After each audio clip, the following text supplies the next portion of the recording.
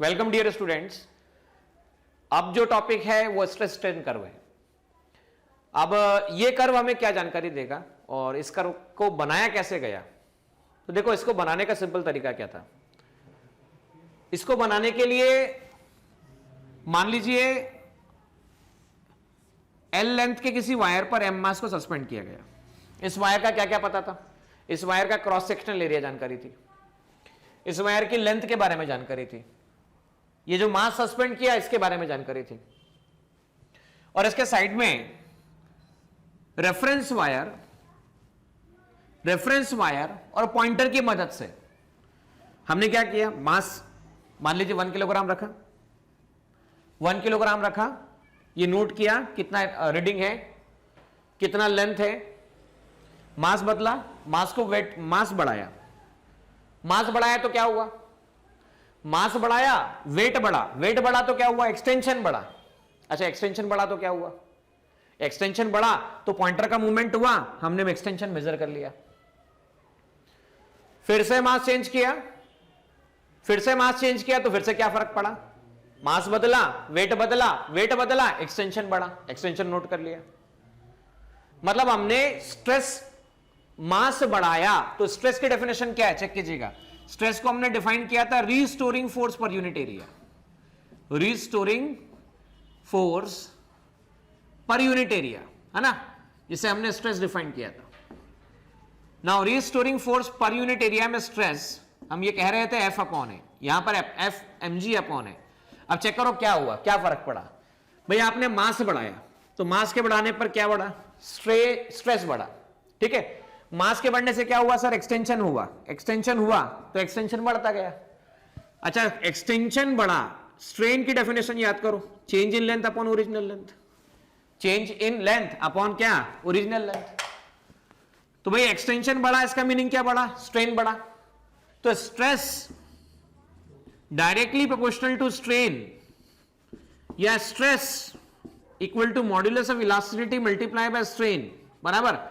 तो स्ट्रेस के different values के लिए स्ट्रेन की डिफरेंट वैल्यू ली गई, वैल्यू नोट डाउन की गई, वापस वैल्यू चेंज की गई, वैल्यू नोट डाउन की गई, फिर से वैल्यू चेंज की गई।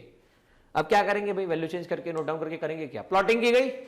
तो प्लॉट करने पर जो ग्राफ मिला उसे कहा जाता है stress versus strain graph, stress versus strain graph. अच्छा, अभी एक बैठे बैठे मैं सोच रहा था कि यार सर ये ग्राफ की जरूरत क्या पड़ी, ग्राफ नहीं बताते तो क्या फर्क पड़ता था।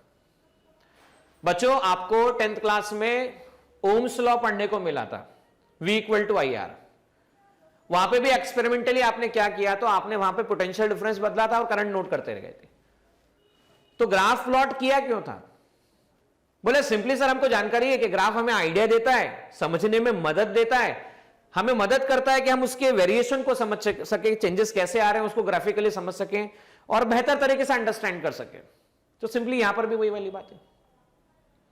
सर फिर ये किन मटेरियल के लिए किया गया, कौन कौन से मटेरियल यूज किए गए, almost all type of material जो इलास्टिक प्रॉपर्टी पजेस करते हैं उन सब मटेरियल के लिए ऑलमोस्ट सिमिलर टाइप का कर्व ऑब्टेन किया गया। मैं कंप्लीट सिमिलर नहीं बोल रहा हूं, लेकिन लगभग लगभग बातों के बारे में। अच्छा, ये ग्राफ बना कैसा, तो मेरा एक स्टेटमेंट, मेरा एक तरीका याद रखना है। ये ग्राफ ऐसा बना, ये ग्राफ ऐसा बना, सर मतलब क्या, ये ग्राफ ऐसा बना, सर कैसे, देखो बेटा ऐसे, ये ग्राफ ऐसा बना मतलब क्या, तो स्ट्रेस, ये आपके पास में स्ट्रेन है, कुछ समय तक सीधा, फिर ऐसा, ये देखिए ऐसा गया, ये कुछ ऐसा ग्राफ बना, ठीक है स्टूडेंट। तो देखो ऐसा और ऐसा ग्राफ, ऐसा जब बन रहा था तो थोड़ा एक्सटेंशन ज्यादा बताया गया। अब देखो कई किताबें देखोगे आप, एनसीईआरटी देखोगे तो थोड़ा आपको अलग ग्राफ मिलेगा। आप वर्मा जी की किताब देखेंगे, एचसी वर्मा जी की, तो थोड़ा हल्का फुल्का अलग ग्राफ मिलेगा। डीसी पांडे जी की किताब देखेंगे तो अलग ग्राफ मिलेगा। आप और कोई अदर किताब देखेंगे तो उसमें कुछ अलग ग्राफ मिलेगा। तो अलग अलग बुक्स में अलग अलग ग्राफ थोड़े बहुत वेरिएशन के साथ है, लेकिन उनके लगभग लगभग एक्सप्लेनेशन सबके सेम है। तो यहां से यहां तक के पार्ट को, ओ से लेकर ए, ये जो पार्ट आपको नजर आ रहा है, this part is B, this C, this is D and this is E. थोड़ा समझने पे ध्यान देना, ये ग्राफ क्या है, ये आपके पास में थीटा, ये ग्राफ है स्ट्रेस और स्ट्रेन के बीच में प्लॉट किया गया ग्राफ। अब समझना स्टूडेंट ध्यान से, ओ से लेकर ए कौन सा रीजन है? तो सर बोले ओ से लेकर ए तो स्ट्रेट लाइन दिख रहा है। सर आप चेक करो, ओ से लेकर ए कौन सा लाइन दिख रहा है? स्ट्रेट लाइन दिख रहा है। अब जब स्ट्रेट लाइन दिख रहा है तो आपको याद आना चाहिए, मैंने पहले भी कहा था, under elastic limit stress equal to modulus of elasticity multiply by strain. Wire के लिए किया जाए तो यहां पर y लिख दीजिए। y मतलब कौन सा मॉड्यूलस? Young's modulus. इस लॉ को कौन सा लॉ कहते हैं? तो सर बोले इसे हुक्स लॉ कहते हैं। बिल्कुल सही बात बोल रहे हैं आप, हुक्स लॉ कहते हैं। तो मतलब O से A तक स्ट्रेट लाइन रीजन है, तो कौन वैलिड है? तो हुक्स लॉ इज वैलिड। यहां से यहां तक हुक्स लॉ वैलिड है, हुक्स लॉ एप्लीकेबल है। ये वो रीजन है जहां तक मटेरियल कंप्लीटली प्लास्टिक है, इलास्टिक है, इलास्टिक। अच्छा, इलास्टिक का मतलब क्या? अब इस लेवल तक जब तक जहां तक आप स्ट्रेस बढ़ाएंगे और आपने मान लो स्ट्रेस हटा दिया। सर बोले स्ट्रेस कैसे हटाते हैं? सिंपली तरीका देखो, स्ट्रेस हटाने का तरीका। स्ट्रेस मतलब mg अपॉन है, थोड़ा समझने पे ध्यान देना भाई। मास ही रिमूव कर दिया तो मास रिमूव कर दिया, स्ट्रेस हट गया। स्ट्रेस हटा तो क्या होगा? बताओ, स्ट्रेस हटा तो क्या होगा? बोले सर कुछ नहीं, under elastic limit Hooke's law के लिए ये बात आप और हम अच्छे से जानते हैं सर, कि जब स्ट्रेस की बात हो रही है, मास हट जाता है, तो मास के हटने से, स्ट्रेस के हटने से वापस से वो अपना शेप रीगेन कर लेता है। और यही प्रॉपर्टी कौन सी प्रॉपर्टी कहलाती है? इलास्टिसिटी। क्योंकि इलास्टिसिटी का बेसिक मीनिंग क्या था? Property of material by virtue of it regain its original shape after removal of external force. Applied force is called elasticity. अब देखो, आपने और थोड़ा स्ट्रेस और बढ़ाया, मतलब मास और बढ़ाया, तो मास के बढ़ाने पर देखा गया कि स्ट्रेन वाला जो ग्राफ है, स्ट्रेस बढ़ाने पर स्ट्रेन बढ़ रहा है, लेकिन ये अब स्ट्रेट लाइन नहीं है। लेकिन जब पॉइंट बी तक आप पहुंचे और फिर से आपने क्या कर दिया? फिर से अगर आपने वापस से मास को हटा दिया, मास को क्या कर दिया? हटा दिया। मतलब मास को हटाया मतलब वेट हट गया, वेट हटा इसका मतलब क्या हट गया? स्ट्रेस हट गया। मास को हटाया मतलब क्या हट गया? वेट हट गया। वेट को हटाया इसका मतलब क्या हट गया? यहां पे स्ट्रेस से हटा डाला आपने पूरा। जब स्ट्रेस हटा दिया तो अभी भी आपकी उम्मीद क्या थी? सर पिछले टाइम तक वो से तो हो रहा था, वापस से ओरिजिनल शेप गेन कर रहा था, लेकिन यहां पर इसने ओरिजिनल शेप गेन नहीं किया, कंप्लीट ओरिजिनल शेप गेन नहीं किया। ऑल्दो इलास्टिसिटी या इलास्टिक नेचर अभी भी है, लेकिन कंप्लीट ओरिजिनल शेप गेन नहीं किया। अब देखो यहां पर आप चेक करो, आप पैरेलल लाइन ड्रॉ करोगे तो ये पैरेलल लाइन यहां पर इंटरसेक्ट कर रही हो, तो ये जो पोर्शन है जहां पर ओरिजिन पे शिफ्टिंग ना होते हुए वापस से कहीं ना कहीं इस ग्राफ का पैरेलल लाइन यहां पर इंटरसेक्ट कर रहा है बच्चों। तो ए से बी वाला रीजन इलास्टिक ही है, लेकिन कंप्लीट शेप रिगेन नहीं कर रहा है। अब देखिए, और आपने क्या किया? आपने अब स्ट्रेस नहीं भी बढ़ाया तो भी स्ट्रेन बढ़ता जा रहा है। और देखो ये ग्राफ का वो हिस्सा है, वापस समझना, ये ग्राफ का वो हिस्सा है, वो भाग है जहां पर इस पॉइंट से इस पॉइंट तक चेक करना ध्यान से। ये ग्राफ का वो हिस्सा या वो भाग है, देखिए यहां पर क्या है, लगभग पैरेलल टू स्ट्रेन ग्राफ है। यहां पे स्ट्रेस की वैल्यू मान लो कोई वैल्यू होगी, हमें नहीं पता स्ट्रेस की कितनी value, but there is something value. तो मुझे नहीं पता है स्ट्रेस की वैल्यू कितनी है ना? आपको नहीं पता है वैल्यू एग्जैक्टली कितनी है, लेकिन ये पता है कि वैल्यू कांस्टेंट है। तो यहां इस रीजन से स्ट्रेस इज कांस्टेंट बराबर, और स्ट्रेन इज इंक्रीजिंग। तो ये स्ट्रेस लगाया ही नहीं है, या जो लगाया वही लगाया है, फिर भी वायर के एक्सटेंशन होता जा रहा है, क्योंकि देखो यहां से यहां तक एक्सटेंशन होता जा रहा है। मतलब क्या हुआ? इसे हम कहेंगे ए से बी वाला रीजन है, ठीक है। Hooke's law do not valid, not applicable, ऐसा मैं कह सकता हूं। हुक्स लॉ एप्लीकेबल नहीं है, बट इलास्टिक रीजन, फिर भी इलास्टिसिटी एग्जिस्ट। अच्छा, बी से सी वाला पोर्शन क्या कहलाया? विदाउट, या कह लीजिए even if stress is decreased, still strain increases और extension take place। क्या बोलेंगे हम इसे? extension take place। एक्सटेंशन होता ही जा रहा है, बढ़ता ही जा रहा है, बराबर है। और ये जो पॉइंट आपके पास में सी पॉइंट जो मैं कह रहा हूं, ये जो पॉइंट है,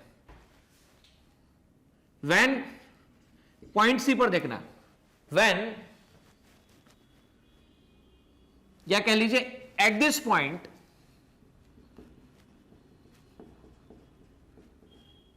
position or oblique point, even if no external force is increased, still extension take place, still extension take place like flow, like flow, इसीलिए इसे कहा जाता है प्लास्टिक फ्लो। कौन सा फ्लो कहा जाता है स्टूडेंट से? Plastic flow. इस रीजन में इलास्टिसिटी मेंटेन नहीं है, मतलब अगर आपने अब फोर्स हटा लिया तो अपने ओरिजिनल शेप को गेन नहीं करने वाला, it will not gain regain its original shape now. ये देखा गया कि अपने ओरिजिनल शेप को गेन नहीं करता। अब एक इलास्टिक सब्सटेंस का बिहेवियर प्लास्टिक सब्सटेंस की तरह हो रहा है, मतलब क्या सर? भाई यहां तक शेप को रिगेन कर रहा था तो क्या था? इलास्टिक था। अब यहां के बाद आप लोड रिमूव कर लो, लोड हटा भी लो, तो अपने ओरिजिनल शेप को गेन नहीं कर रहा है। मतलब कौन सा बिहेवियर शो कर रहा है? जब कोई भी ऑब्जेक्ट या कोई भी मटेरियल एक्सटर्नल फोर्स को रिमूव करने के बाद अपने ओरिजिनल शेप को गेन नहीं करता है, तब हम उसे प्लास्टिक मटेरियल कहते हैं। और मटेरियल की इस प्रॉपर्टी को प्लास्टिसिटी कहा जाता है। अब उसके बाद में आपने और फोर्स अप्लाई किया तो स्ट्रेस को और बढ़ाने पे स्ट्रेन बढ़ता जाता है। डी पॉइंट वो पॉइंट है जहां पर वायर में नेक फॉर्म होता है, फ्रैक्चर होना स्टार्ट होता है, नेक फॉर्म होता है। नेक मतलब वायर का जो, आप ऐसे कीजिएगा, वायर को लेकर इस तरह से फॉर्म कीजिएगा, तो ऐसा इस तरह से करने पर वायर पर जहां पर बेंड होता है वहां पर नेक टाइप का स्ट्रक्चर फॉर्म होता है। और उसके बाद और आपने अगर उसको खींचा तो फ्रैक्चर हो जाता है, तो ई वो पॉइंट होता है जिसमें वायर टूट जाता है। तो स्ट्रेस स्ट्रेन ग्राफ एक बड़ा ही इंपॉर्टेंट ग्राफ है जो हमें मटेरियल के क्लासिफिकेशन में मदद करता है। जैसे कि कुछ मटेरियल हम जानते हैं जिन पे आपने फोर्स लगाया, तो भी फोर्स लगाने पर वो मटेरियल क्या होते हैं, ठीक है ना? Brittle material. तो ब्रिटल मटेरियल कैसे मटेरियल कहलाते हैं? तो ब्रिटल मटेरियल वो मटेरियल होते हैं जब आपने क्या किया, फोर्स अप्लाई करना स्टार्ट किया, अंडर इलास्टिक लिमिट भी वो टूट जाते हैं, even that break under the elastic limit. तो ऐसे मटेरियल को क्या कहते हैं? ब्रिटल मटेरियल कहते हैं। कुछ मटेरियल ऐसे मटेरियल जिनको कैटेगराइज किया जाता है डक्टाइल। डक्टाइल मटेरियल का मीनिंग क्या हुआ? भाई अंडर इलास्टिक लिमिट तो इलास्टिक बिहेवियर शो करते हैं, लेकिन उसके बियॉन्ड अगर स्ट्रेस बढ़ाया जाए तो उनका लेंथ बढ़ता जाता है, बढ़ता जाता है, प्लास्टिक रीजन में पहुंच जाता है। तो लेंथ बढ़ाई जा सके, लेंथ बढ़ाई जा सके, जैसे गोल्डन वायर, लेंथ आप बढ़ाते जाओ, बढ़ाते जाओ, बढ़ाते जाओ, बढ़ता जाएगा, बढ़ता जाएगा, बढ़ता जाएगा, बराबर है। काफी लंबा लेंथ बढ़ाया जा सके तब तक वो ना टूटे, भले वो प्लास्टिक शेप में चले जाए, प्लास्टिक नेचर में चले जाए, उन्हें डक्टाइल कहा जाता है। और मेलेबल मटेरियल मतलब क्या? मेलेबल मतलब जिनको शीट के फॉर्म में कन्वर्ट किया जा सके, जिनको किस फॉर्मेट में कन्वर्ट किया जा सके, आप उसे पीट पीट कर शीट के फॉर्म में कन्वर्ट कर सके, ऐसे मटेरियल को मेलेबल मटेरियल कहा जाता है। तो हमने अभी on the basis of stress strain एक मटेरियल और समझा है और एक मटेरियल और जाना है। रबर के बारे में हम जानकारी देखते हैं थोड़ा सा। रबर को क्या कहा जाता है? रबर को एक कैटेगरी में डाला जाता है जिसे इलास्टोमर कहा जाता है। रबर के बारे में आप क्या जानते हैं? तो आप और हम रबर के बारे में जानते हैं कि रबर पर आपने फोर्स लगाया, तो रबर पर फोर्स लगाने पर अपने ओरिजिनल लेंथ से, जो भी उसका ओरिजिनल लेंथ होगा, उससे 2 से 3 गुना, 4 गुना, 5 गुना, काफी टाइम्स तक रबर की लेंथ बढ़ जाती है। और आपने उसे छोड़ा तो वापस अपने शेप को गेन करता है, बराबर है। लेकिन रबर में स्ट्रेस हटा लेने के बाद भी स्ट्रेन रह जाता है। रबर ऐसे मटेरियल को जो स्मॉल अमाउंट ऑफ स्ट्रेस लगाने पर भी large amount of extension produce करता है, large amount of strain develop करता है, इलास्टोमर कहा जाता है। क्या नाम दिया जाता है स्टूडेंट्स? इलास्टोमर। तो रबर कैसा होता है? इलास्टोमर होता है। अच्छा, वल्केनाइज्ड रबर और रबर नेचुरल रबर दोनों में डिफरेंस होता है। वल्केनाइजेशन एक प्रोसेस होती है जिसकी मदद से रबर में चेंजेस लाए जाते हैं, हमारी रिक्वायरमेंट के हिसाब से रबर को बनाया जाता है। तो बच्चों ये देखा गया है कि अगर वल्केनाइज्ड रबर हो, कौन सा रबर हो? वल्केनाइज्ड रबर हो, तो उस रबर के लिए स्ट्रेस स्ट्रेन ग्राफ कुछ इस तरह से पाया जाता है। स्ट्रेस अप्लाई करने पर ग्राफ ऐसा, स्ट्रेन अप्लाई, और देखिए रिमूव कर लेने पर when stress is applied, loading मतलब क्या, स्ट्रेस अप्लाई किया जा रहा है, रीलोडिंग मतलब क्या, या रिमूवल ऑफ लोडिंग हम कह सकते हैं। तो रिमूवल ऑफ लोडिंग, भाई स्ट्रेस आपने अप्लाई किया, स्ट्रेन बढ़ता है, बराबर है, स्ट्रेस हटा लेने के बाद तुरंत स्ट्रेन नहीं होता, मतलब वो रिट्रेस नहीं करता curve, there is a time lag. आपने स्ट्रेस लगाया और छोड़ा तो तुरंत वो वापस गेन नहीं करता है, वो थोड़े समय के बाद गेन करता है। तो उसका लोड अप्लाई करने का ग्राफ ऐसा है और लोड हटा देने के बाद वापस से रीगेन करने का ग्राफ ऐसा है। और देखो मैं इससे पहले भी आपको एक टॉपिक पढ़ा चुका हूं जिसका नाम एनर्जी डेंसिटी है, और एनर्जी डेंसिटी में मैंने आप लोगों को सिखाया था, क्या सिखाया था स्टूडेंट्स, मैंने ये सिखाया था एनर्जी डेंसिटी का फॉर्मूला दिया जाता है U = ½ into stress into strain, ये मैं फॉर्मूला सिखा चुका हूं। और एनर्जी डेंसिटी में ऐसा कहा था energy stored per unit volume, तो हम इसे कहते हैं जूल पर मीटर क्यूब। तो देखो जहां भी स्ट्रेस और स्ट्रेन का प्रोडक्ट होगा, जहां भी किसका प्रोडक्ट होगा, स्ट्रेस और स्ट्रेन का प्रोडक्ट होगा, वहां पर joule per metre cube answer की यूनिट आएगी, जो भी आप वैल्यू निकालोगे। तो देखो ये स्ट्रेस स्ट्रेन का, अगर आप एरिया निकालते हो, स्ट्रेस स्ट्रेन ग्राफ का अगर आप क्या निकालते हो स्टूडेंट, एरिया निकालते हो, तो एरिया निकालने पर आपको एनर्जी डेंसिटी मिलती है, जूल पर मीटर क्यूब मिलता है। माय डियर स्टूडेंट्स, अगर हम और भी समझे कि स्ट्रेस स्ट्रेन कर्व किन किन तरह के मटेरियल के लिए एप्लीकेबल है, तो मोस्ट ऑफ द केसेस में ये कर्व किसी एक विशेष मटेरियल का ग्राफ नहीं है, ये बहुत सारे मटेरियल की स्टडी करने के बाद में ऑलमोस्ट बहुत सारी बातों को या बहुत सारे मटेरियल का व्यवहार समझाने में सक्षम ग्राफ है। इस पर बेस्ड क्वेश्चन को लेकर हम नेक्स्ट लेक्चर में मुलाकात करेंगे।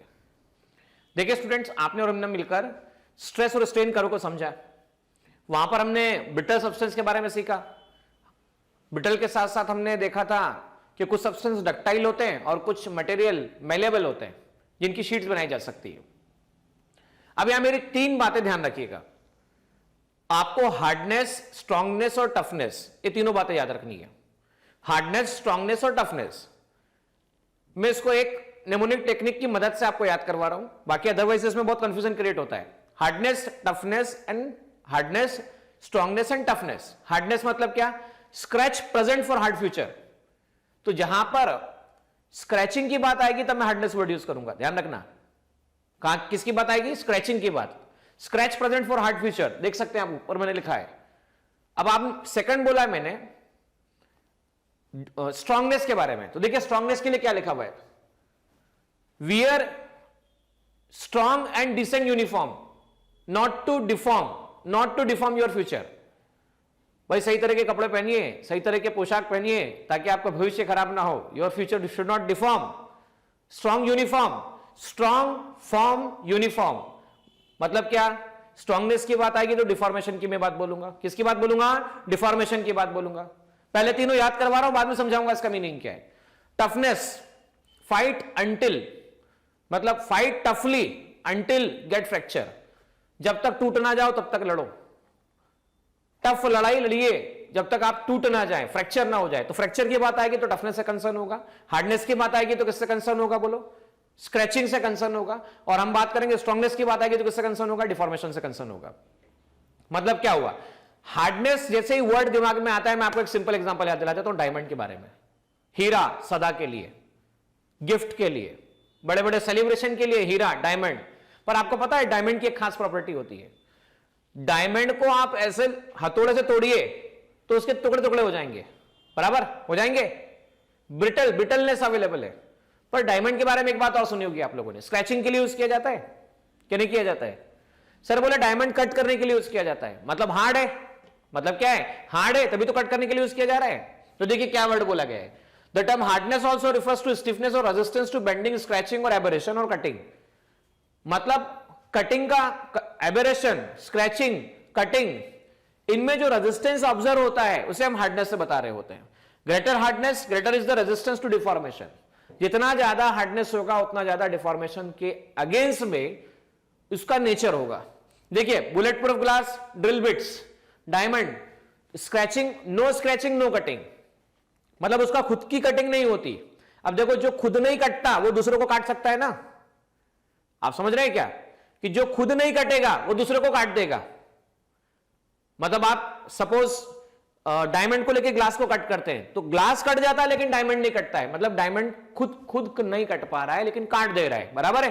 तो यही प्रॉपर्टी हमने इसको, डायमंड की इसी प्रॉपर्टी को हमने यूज कर लिया। अब देखिए सेकंड, नो स्क्रैचिंग। स्क्रैच थोड़ा सा डिफिकल्ट होता है डायमंड पर। आइएगा अब स्ट्रॉन्ग डिफॉर्मेशन की बात करते हैं। मैंने क्या बोला? Strong, uniform, deform. मतलब अगर आपको डिफॉर्मेशन प्रोड्यूस करने में ज्यादा फोर्स लगाना पड़े तो हम ये कहेंगे मटेरियल स्ट्रॉन्ग है। Strong metal require high force for the deformation, more strength, more force for deformation.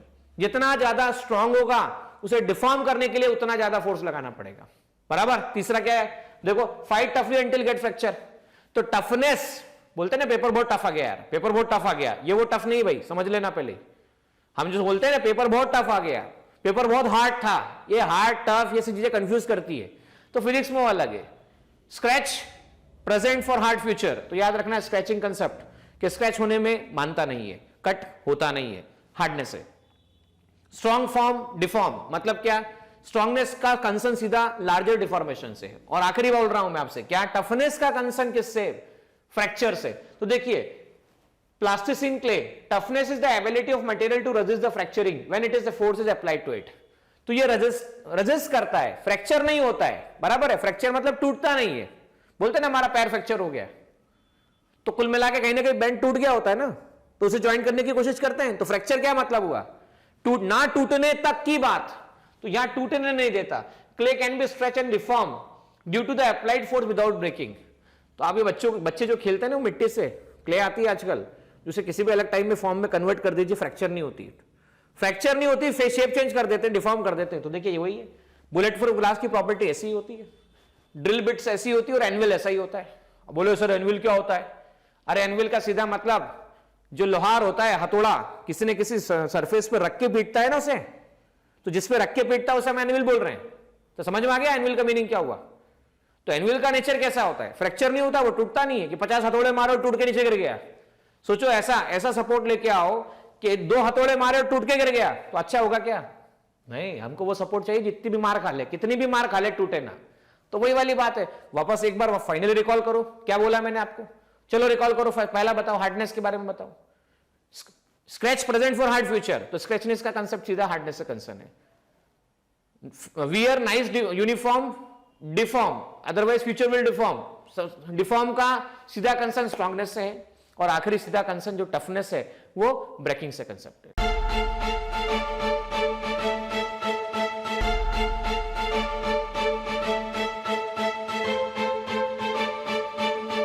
Purohit academy, main branch Prabhat Chowk, MJ college road, Lokmanya हॉस्पिटलच्या बाजूला, जळगाव आणि पांडे क्लासेस जवळ, बंधन बँके शेजारी, ट्रॅफिक गार्डनच्या समोर, जळगाव।